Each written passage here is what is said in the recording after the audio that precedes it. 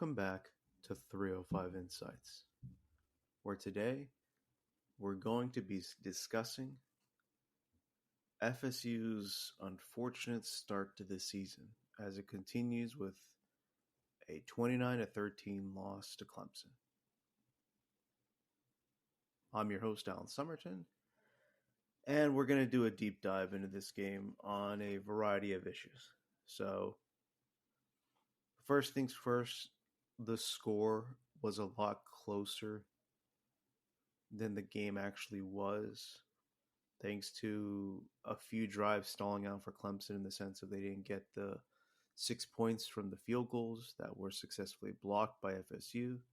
So score could have been, 35-13 minimum, but overall, Clemson's offense really looked good. Cade Klubnik, 19 of 33, 235 yards, 2 touchdowns. He also had 62 rushing yards. Phil Moff had 25 for 154. Their defense, they only had 2 sacks, but they were pressuring the whole day. I mean, it's just an unfortunate situation for the gentleman that we're about to review the game for, and that's Brock Glenn. And he can successfully be placed on the good side of this game. The stats themselves don't look that great if you just take it at face value. 23 of 41, 228 yards, 2 TDs, 1 interception. And he had 5 rushes for 15 yards. But I believe if you take away the sack adjustments, he had 25 yards total. The stat line would have looked more impressive if you factor in 7 plays. And the reason why we're factoring in the 7 plays is because 1 play got called back for a penalty. There was 5 drops, including a touchdown, and 1 where a wide receiver fell on an open pass. Glenn's stat line would have been 30 of 41 for 398 yards and 3 TDs against the top defense that they have faced so far this year. He is, I believe, the 4th, or he's one of the only few quarterbacks to have his first 3 starts against top 15 teams. Louisville was his first start, then he faced Georgia, and now he faced Clemson. So, all in all, he had a PFF grade of 83.5, highest on the team. His QBR was 78.7, which was the highest by an FSU QB this year. And he provided that spark that you wanted to see on this offense. The deep shots, the ability to create offense by running the ball and having mobility. Again, yes, they only had 13 points, but Clemson is going to be arguably the best defense that you're facing this year. And it's either that or Miami. And Miami's looking like it's struggling over the past few games, and we'll get to them in a later podcast. But you got to realize that he did not have a running game at all this game, and he still produced those stats. So it's a good start to Brocktober. It's a good start to the rest of the season in terms of seeing what you have with Brock Glenn.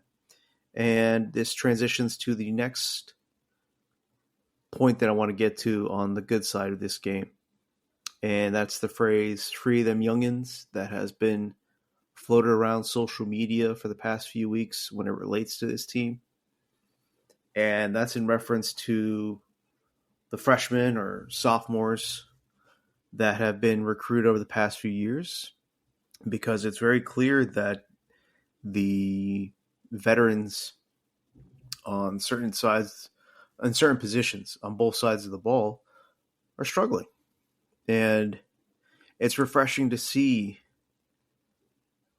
tight end Amari Williams have a 13-yard touchdown reception on a very difficult catch, and he made the play.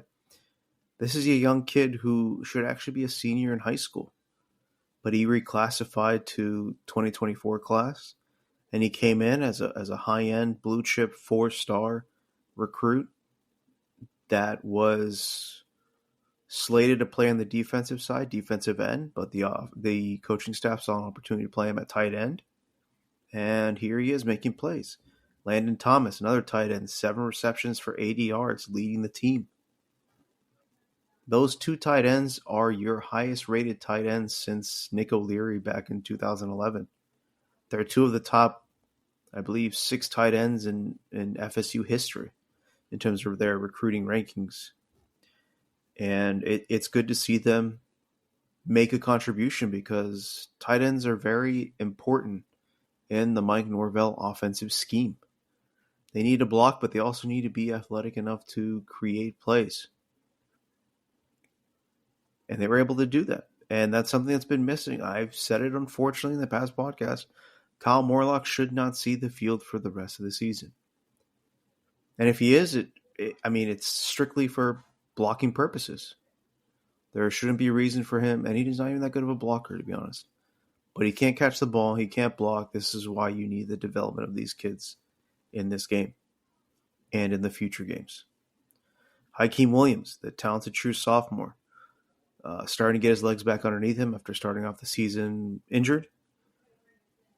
4 receptions for 53 yards. And true freshman running back Cam Davis, 6 carries for 13 yards.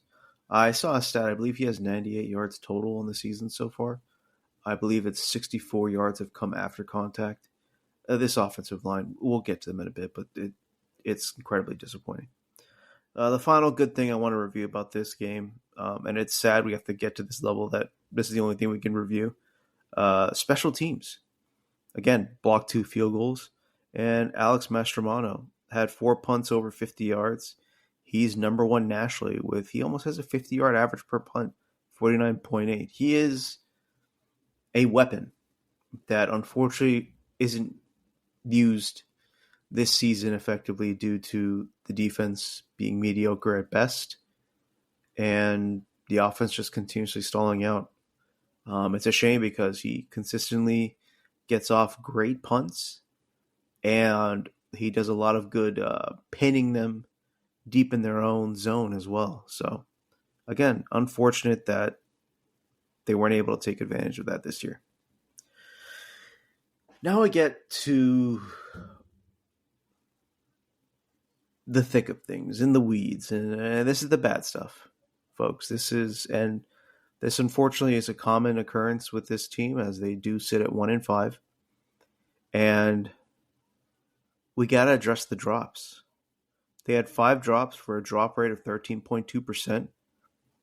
That increases their drop rate of 10.3% on the season, which is the lowest in the Power 4 conferences, which is the ACC, the Big 10, the Big 12, and the SEC. And they rank 131st nationally. So they're beyond the level of the Power 4 and the Group of 5 at that point. 2 deep shots that were over 80 yards in the air combined were dropped. One of them was by, I believe, Mackay Danzy. Sorry, the name's escaping me right now. And another one was by a veteran. I believe it was Williamson. So, again, 80 yards in the air. This isn't just short slants that could have gone for a long way. This is 80 yards in the air that were dropped. This defense, once again, on 3rd and long, allowed a 37.5% conversion rate on defense. And 3rd long is 3rd and 7+ yards. They're up to 34.8% on the season. Again, 121st nationally. Not a good thing when you're ranked, not even the low 80s, 70s, but, or 90s. You're in the hundreds, in the high hundreds, which is insane for a team of this caliber. It's just embarrassing, flat out embarrassing. The offensive line play, as stated earlier, is atrocious. Maurice Smith is beyond a 4-year senior. He's been here due to medical issues and red shirts and whatnot. He's beyond a 4th year, 5th year, 6th year, something like that. He had 3 poor snaps that cost the team tremendously, just stalled out drives. And I believe one of them cost the team 17 yards. Another one it just threw off the timing of the rushing play, causing it to, again, lose multiple yards, I believe 5 or 6 yards. And I can't remember how much the third one off the top of my head cost. But again, this is a seasoned veteran costing you massive amounts of yardage behind a young quarterback who's doing his best to lead his team to a victory. The rushing attack, non-existent this year. 22 carries for 39 yards, not including the bad snap and the averages taken into account for the rushing of the QB without the sacks. I think it might have been a little higher. Might have been 22 for 49. But if you factor in all those things, the bad snaps, the sacks, and all that stuff, they had 23 carries for 22 yards. Just no blocking for the running game. And it's just, again, it's embarrassing. The defense has another meltdown of a game, 500 total yards, 235 passing, 265 rushing, 12.4 yards per play, or per pass, 6.6 yards per rush. This coaching staff looks lost. The offensive line is one of the most experienced in the nation.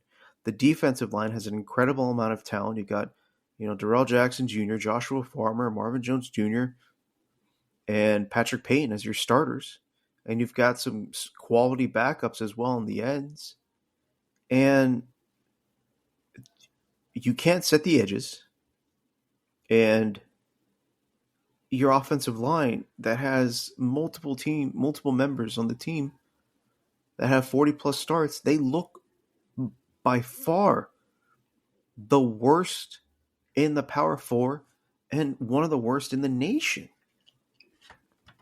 Again, where's the development and accountability for Alex Atkins, the offensive line and offensive coordinator coach? Adam Fuller, same question for you. Apparently, if you don't have a dominant D-line, with the likes of Jared Verse and Braden Fisk and, the talented bunch from last year, you're telling me that your defense can't be competent? If you don't have that dominant D-line and solid linebackers, you can't scheme in a way to hide your deficiencies? Come on, man.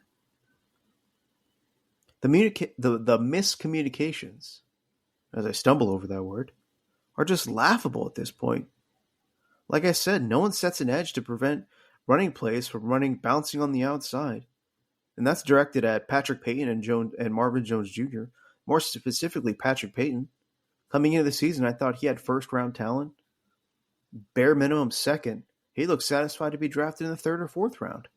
Just trying to get through this season. I mean, it's just, it's a lot going wrong with this team right now. And not all of it can be blamed on the kids. A lot of it has to be blamed on this coaching staff. And we got to address the elephant in the room. Mike Norvell wasn't going to start Brock Glenn if he wasn't forced to due to the injury suffered by DJ Uiagalelei in the last game. You preach about the culture you're cultivating and embracing #the climb. Again, where's the development? Where's the accountability? Kentron Portier, Darren Williamson, Kyle Morlock are all redshirt seniors. Kyle Morlock has been in the system for 2 years. Williamson and Portier have been there for much longer. And they look progressively worse every single year. Darren Williamson is a practice darling. He makes plays all over the time in practice. Come game time, he can't catch a ball. Kentron Portier can never see the field. Kyle Morlock can't catch a cold. I mean, the O-line, Darius Washington, Keandre Jones, Maurice Smith, Jeremiah Byers are all redshirt seniors. Jones and Byers were transfers, but again, they still have experience elsewhere. This is supposed to be your strength. You viewed yourself as a power running team, that will use speed on the outside, which is why you got Malik Benson, Jaylen Brown to go over the top. That's how you viewed this offense. Power running game with speed over the top. Plus now you've got young guys like Conrad Hussey who look like they don't even want to be on the field. They're just playing solo, playing hero ball. It's not the first time I've said that this season too. I said the same thing about Marvin Jones Jr. And he had one good game against Cal to try and make everybody forget about the rest of the season so far. The most consistent player on that defensive line has been Joshua Farmer for all the flack that defensive tackles have gotten. Joshua Farmer's playing his heart out this year. He's got no help to show for it.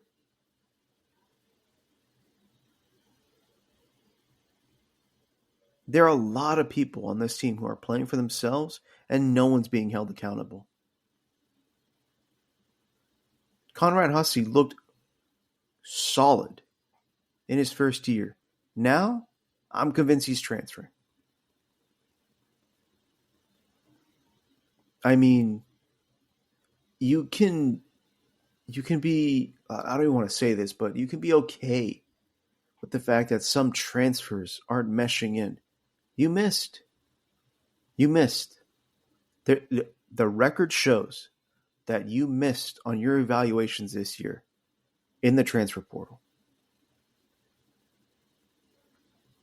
But when the kids that you recruited, when you're constantly talking about looking at the character of an individual and what they'll bring to the table then, before you look at their talents, and you've got kids playing solo ball, miscommunicating, and not sticking to their assignments, that's the concerning part. Folks, heads need to roll this offseason. I mean, there's probably about 2 people you keep on this staff. Patrick Surtain, you gotta keep him for his recruiting ability in the South Florida. And again, you're seeing promise with the younger cornerbacks as he's recruited. You got to keep probably John Papuchis, I know I butcher his name a lot, the special teams / defensive end guy. Maybe don't leave him as a defensive end coach, just reassign him to just special teams, because that's honestly a strength of this team right now. Alex Atkins, I'm sorry, man. I was really high on you as a recruiter, but where's the development? All the guys on the starting line are redshirt seniors. A few of them are transfers. Even the ones in the 2 deep part are transfers. And you've got nothing to show for your recruiting classes that had multiple blue chip prospects. And it's not that the talent, because clearly you can see it in the rushing stats. It's not as if the talent is overwhelming and there's a backlog of talent trying to catch up. No. The starting talent right now isn't good enough. And what's making it worse is the backups can't push them out of the starting rotation. That's the concerning part when it comes to Alex Atkins and his recruiting and development. He's recruited multiple blue chip prospects on the offensive line, and they've either transferred out or haven't developed properly. And Adam Fuller, I've been negative on you for quite some time. I know you can look back in the podcast and you can hear my hesitation, even during the 13-0 season. There was a lot of times where, okay, hey, we made the second half adjustments, cool. But when push comes to shove, it was always concerning, especially when you had the likes of Patrick Payton performing at his talent level, Jared Verse, Braden Fisk. You had Farmer last year as well, and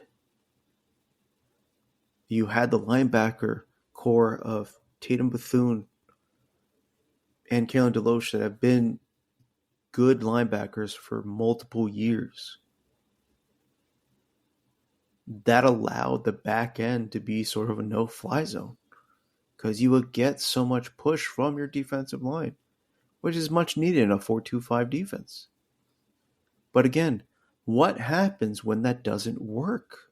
You're not putting these kids in a position to succeed, and that's on Fuller. That's on Atkins. That's on Randy Shannon. I haven't forgotten about you, buddy. That's on Mike Norvell. You got guys being paid handsomely on this staff that are not pulling their weight. Going back to Randy Shannon, again, where's the linebacking recruiting? Where's the depth? Where's the development? You practically had to beg DJ Lundy to come back because you didn't know what you had. And then you missed out on Cam Riley in the in the December, end of the year transfer, January transfer portal window. And you convinced him to come in the spring one because you still weren't confident in the likes of Blake Nicholson, Justin Cryer, Omar Graham, and whatnot. By the way, Cam Riley got a sack. Congratulations. 7-yard sack.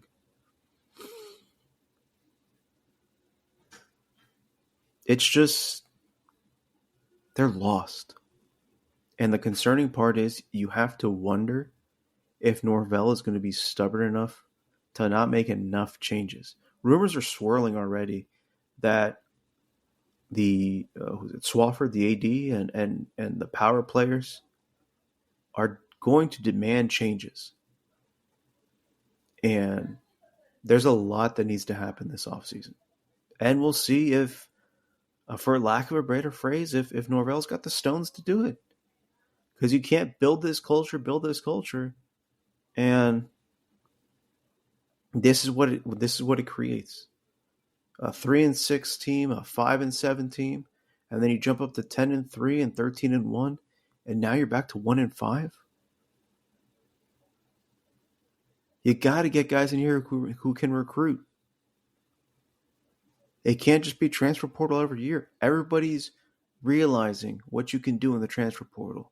You've lost your advantage there. You're not going to get the likes of Johnny Wilson or Keon Coleman, Jaheim Bell, Trey Benson, all those guys. And you realized it this offseason, and you didn't adjust. You thought you would get a lot of talent, and they just flat out didn't want to come here. Because A, you went cheap on the NIL money, or B, it just wasn't appealing to them, and they went to the likes of Texas A&M or Georgia or wherever else, the top tier programs that have openings. And there's only so much you can build through the transfer portal before you're realizing you're failing at the high school level. That's what provides the depth. Transfer portal is supplemental. Transfer portal is not where you get your depth from. It's supplemental. It's to plug in holes. And when you have too many holes, there's an issue with high school recruiting, which I've been preaching for years with this team. You can't have back-to-back double-digit win seasons and not crack the top 10 in recruiting when you're at FSU. Anyways, we'll cut it off there. Maybe we'll do another deep dive into the culture and whatnot moving forward, but that's the review of this game. So thanks for listening, folks. You know the drill. YouTube, Spotify, Apple Podcast. Like, subscribe, follow, get those notifications going. Thanks for listening to this ranting and raving of the unfortunate start to this FSU season. Look forward to, again, I didn't get the review out for the college football weekends. Got to get that out soon. And got to review the game, ACC After Dark, really intense. So we'll try to get those out for you as soon as possible. I'll try to pump those out. So again, thanks for listening, folks. Thanks for stopping by, and we'll catch you next time here on 305 Insights.